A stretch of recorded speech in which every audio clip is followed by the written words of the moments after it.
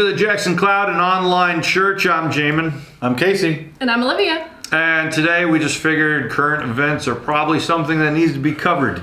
Because we know a lot of times the church, when a lot of stuff's going on in the world, sometimes the church will just be quiet because they don't want to create a lot of drama or problems or whatever. And then the church just kind of looks like it's missing out on reality. So let's just say it how it is. It's been a weird week. It's been a weird year, but... And what'd you say today is December 37th or something? Yes. Today is December 38th of 2020. 2020 hasn't ended yet. 2021. And if... W-O-N. Ouch, yeah. And if 2020 has in fact continued, then, well, 2021 is not looking so much better so far. It's the sequel. The sequel. 2020, the sequel. So we're going to talk about a bunch of Bible stuff today to try to clarify some of the themes going on and how Christians should be understanding their worldview when it comes to nation, presidents, politics, and so on. But before we get there... you might be watching us down the road and wonder what's inspiring it. On Wednesday, I just remember I was driving home from grabbing lunch. I was in the car, flipping through stations, didn't realize Trump was speaking at the time, turned it on, and within the 30 seconds I heard him talking, it was just some of the most explosive, rile people up, insulting other political candidates who happen to be in the room or out at the site, and everyone cheering and booing and laughing and whatnot. And I was just like, oh, today's the day, isn't it? Help me? It's when they solidify the voting that happened. Is that right? Certify. Because we already know the results from November. Right. The results in November happened. Then the Electoral College got together in December and cast their votes. And then Tuesday was the day that they count those votes and certify them. Okay. Well, Wednesday, right. Wednesday. What's today? What's happening? So we... Because it was the 6th. Yeah, so he gave a speech riling people up, even instructing them to go on this march of sorts. And then the rest of the day pretty much just explode. I haven't seen Facebook explode like that in a while. It has been a while. Within 5 minutes, I'm just browsing through people's videos of children and then just suddenly changing right before my eyes. What is happening? It's getting all these texts from people also what's going on now? And yeah, so the Capitol is marched on, and there's just a whole slew of questions that instantly exploded, For example, we've been talking about racism for a long time. One of our first episodes on the Jackson Cloud was about racism. I remember in Michigan, there was a white militia that showed up to protest wearing masks and shutting down Michigan, right? And they are in the Capitol building with guns, screaming in the face of police officers. And one of my pastoral friends who's black, he's like, you realize if a black militia had shown up and done the same thing, you wouldn't have even made it up the steps to the Capitol. And I'm like, that's a good point. That's a good mental exercise. It probably would have gone very differently. And we have now watched a whole year where National Guard has shown up, and there's been rubber bullets, and peaceful protests have been, treated badly just to get them out of the way. And this was not a peaceful protest. This was a straight up mob riot. And National Guard's not even brought in. They get into the Capitol with guns. People have died, and treated completely different as white Trump followers is the primary group that's there. You've got this mob, it's getting violent, it's getting crazy. And amidst all of that, you turn on TV and you see Jesus banners and Jesus flags flown right alongside Trump banners and Trump flags flown right alongside Confederate banners and Confederate flags. It is just a mess of a weird kind of Christian nationalism that does not match the Bible at all. And, if what I'm saying, if as you're listening to this, it sounds like, oh, all right, he's being a little intense here. the Bible is very, very intense on these themes. Like, most people have learned about Revelation from Left Behind. You know, like, two guys who write alluring Christian sci-fi, more or less, is what that was, have instructed the whole world as to how they think Revelation works out. Revelation is such a crucial and important book of the Bible because it's the end. It's Revelation is the end. It's how the story ends. You want to know how the story ends so you know what your vision is and where you're going. And it's not about a rapture and about taking over America and politics and presidents and things like that. Like, nationalism is never given like a Christian theme in Revelation. There is Jesus, who is president, king, emperor of Christians in his country, heaven, with his guidelines. And then there's the kingdom of this world, which Revelation just paints as run by Satan.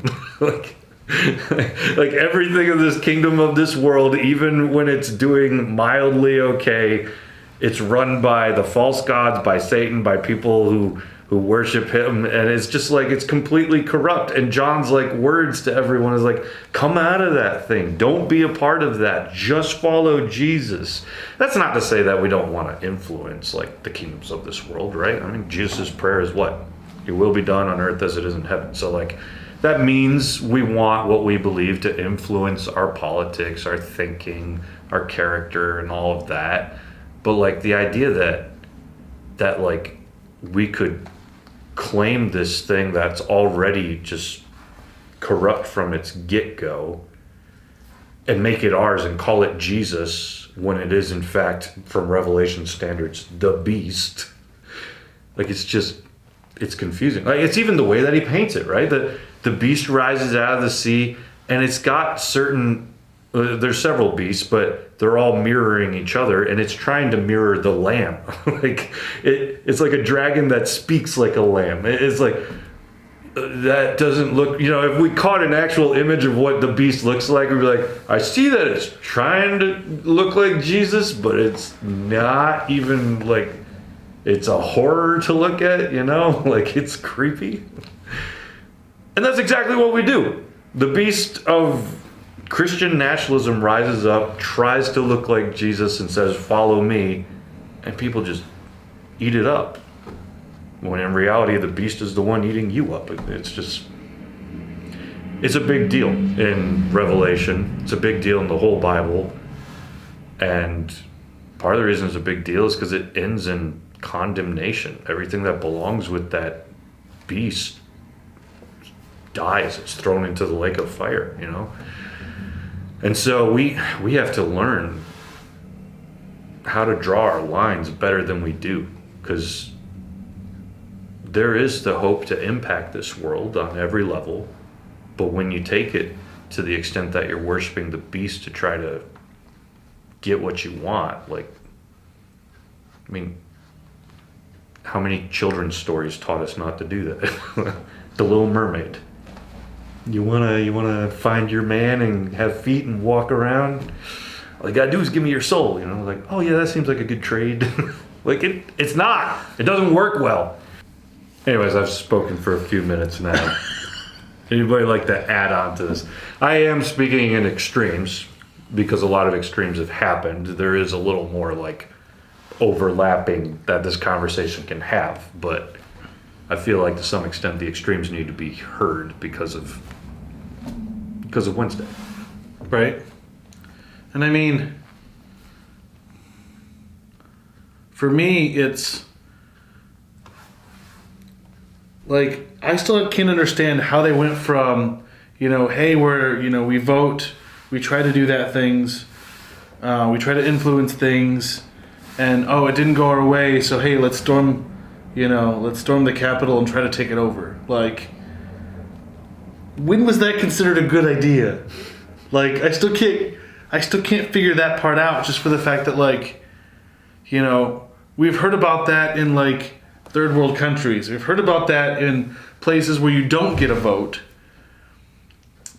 And, you know, the fact that somehow, well, for one, they thought it was a good idea, and two, they made it in. is still the biggest surprise for me too, because I'm like, they're not supposed to be allowed in. Like, how in the heck were they not stopped? And how in the heck were they not arrested once they got there? I mean, since when is... I mean, granted, we're now in a social media age where, you know, you post everything online that you think of. But, like, since when was, hey, look, I'm going to throw a coup and then post pictures on it online for posterity? Like, Yeah. I just don't understand the thought process. Like, none of that makes sense to me. I think part of the irony too is we have gone to other nations to make them adhere to the democratic process, you know, to, hey, you don't have democracy, we're going to make you learn how to use it. And now look at what we've shown happens to democracy. Like the same thing. It's just as fragile as so many other things. So this is an important topic for Christians, and part of the reason it's so important is because of how messed up we have gotten it throughout time, and how messed up we've preached it too. I get it. We want to impact all levels of society because we are Christians. But our world is not Christian. They don't have the Holy... Unless you're a Christian, you don't have the Holy Spirit. And if you want to live like a Christian, guess what you need? The Holy Spirit. What? I can't just fake it till I make it? Well, the simple qualities of what makes a Christian a Christian. Love, joy, peace, patience, kindness, goodness, faithfulness, gentleness, self-control. Those come because we have the fruit of the Holy Spirit inside of us. Caring about. So you're saying the people yesterday didn't have self-control? Or patience? Or kindness? Or they or certainly peace? have not grown in it, to say the least. But like, if you're not a Christian, and plenty of people in our country are not, you're not going to adhere to the same standards. You're not going to adhere to the same characteristics. You're not even going to be interested in a lot of that. Because Jesus is not your king, someone else is. Whereas if you are a Christian, Jesus is the one in charge. He's the one who presses all the buttons. He's the one who gets to make the calls. And if you decide... But what if I want the remote? And I want to watch my TV show? Then you're not following Jesus. Like, I get it. We all get there eventually where we're like, oh, Jesus, I really don't want to do that. Like, everybody has struggled with that. I want to watch Adventure Time, okay? But in the end, if you're not going to follow... Just kidding, I don't watch Adventure Time. I do. She does. Now you're insulting us. What? In the end, if you're not going to follow Jesus, you're choosing to follow something else. As far as Revelation paints that picture from a political perspective, there are like two worlds that are fighting with one another. John is telling all these Christians, look, you need to stay faithful to Jesus no matter what happens. And he's telling these Christians, some of you are not going to make it. You're going to get killed. But you got to keep following Jesus no matter what. No matter what. Like, ultimatum, follow Jesus even if they kill you. And then the one that rises up, that's this beast, that's this problem against Christians, it's Satan, it's the world, it's the way the world works, it's the way that Satan takes control over politics and creates this power and domination system that continues to always overrun itself. Like, John called it Babylon, right? You know, Babylon wasn't even around. Babylon was done. It was dominated and taken over by Rome. So was he talking about Babylon? No, he's talking about Rome. He's just calling it Babylon because that's the cycle. Babylon once dominated until it too just collapsed. And then Rome dominated until it too collapsed. And here we are 2,000 years later. How many times has that happened? Where something dominated and then it collapsed. Britain dominated, and it hasn't like collapsed, but like America's born out of that, and now we've dominated, and eventually it all just collapses under its own weight because its worship was never on the right thing. Its worship was on power, wealth, authority. John goes so Control. far. Control. John paints just a huge picture of the trade. Like, of all the nations, here's what Babylon's just taking in from everywhere. And you're like, John, why are you even talking about this? Why do you care about this? John ends and makes his point. All of that was born on the backs of slaves. And his point is like Satan's just abusive to people. Government always has the ability to collapse in on itself. Government by itself is not a bad thing. It needs to happen to create order in the midst of chaos. But eventually, it always gives its way over to Satan to completely corrupt it, because power always wants more power. And Jesus already has all the power and isn't tempted by all that. So you follow him. And when I see flags that say Trump right next to Jesus, and I see violence committed, and I see Republicans being likened to Jesus, it all collapses on itself. It misses the whole picture the Bible paints as to who we are as Christians, and the whole picture that Revelation paints about who we are to follow. So, needless to say, this week I think is just an explosion of all those elements, and it is crucial that we figure it out, because if we would have figured it out, maybe this week wouldn't have happened. A lot of the people that I know on social media are Christians. And it's the Christians that I usually see are the ones pushing like Trump and prophetic Trump statements as far as they can go. So like, I think in many regards, Christians have been a huge like infusing force behind a lot of what's going on. And I think we just need to call that out and turn our eyes back to Jesus before we completely lose ourselves in that. Okay, so we talked about a few things before we wrap up. Anyone else want to add anything, or did I say something that was confusing? I mean, you did equate Trump to the beast in Revelations. Did I? Yeah, Yes. kind of. Well, okay, all right. So Babylon is a cycle that happens in the Bible over and over again. The beast is also a cycle that happens all throughout history. The beast was Babylon. The beast was Rome. The beast is America when it acts like the beast. Because when Satan rises up and takes control over it and everyone worships him, whether they notice it or not, he does the same things that he does whenever people worship him. He runs everything into the ground. He deceives people. He gets them trapped in power and wealth and chasing after false gods and all this stuff. And so so the beast is an image that you could apply to any kind of nation that becomes like, in many ways, what we become. So was I calling Trump the beast? After all of that, are you really going to say yes? I will say I'm upset because every time a president rises up, it's like Obama's the beast, George W. Bush is the beast. It's all someone is always the beast.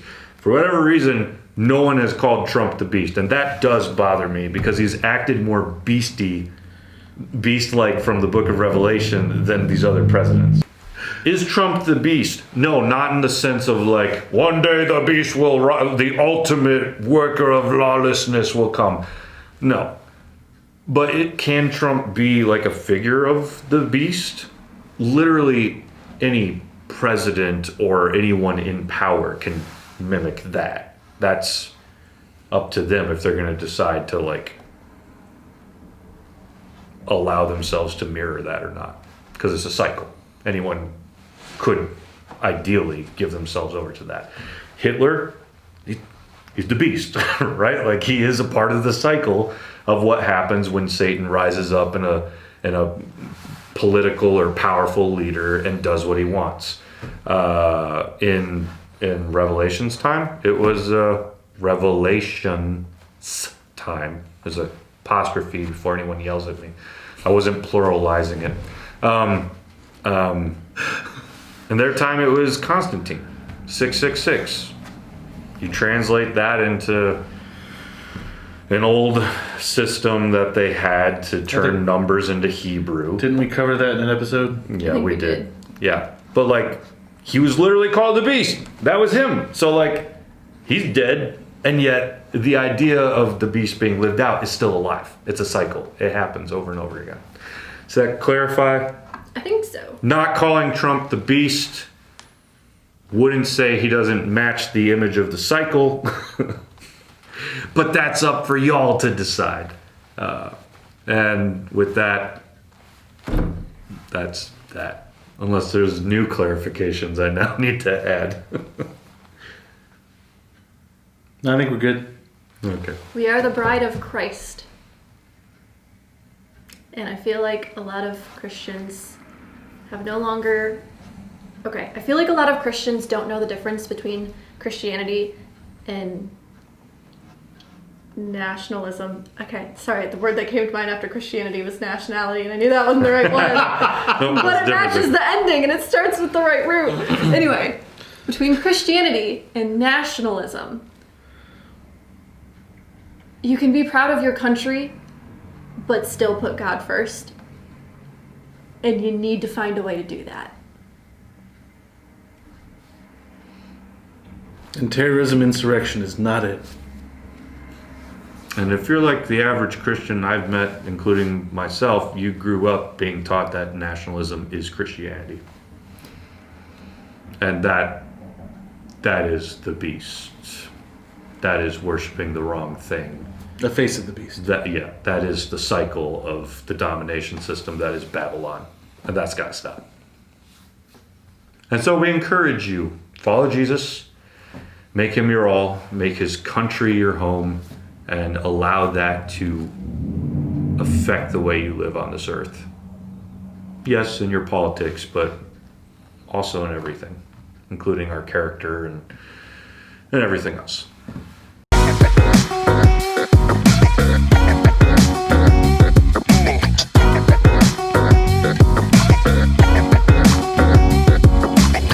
I'm Casey. And I'm Olivia. And though we all have cheery faces on, the world is falling apart! How's that? Is that a good Okay. intro? But anyway, People would have to watch in order for us to get comments.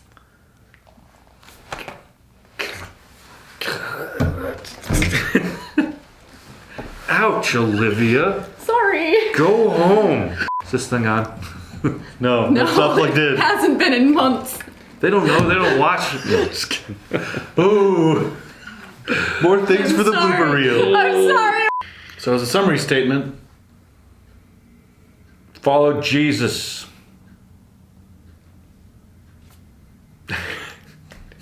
Doesn't matter. Nobody watches this. It was a joke.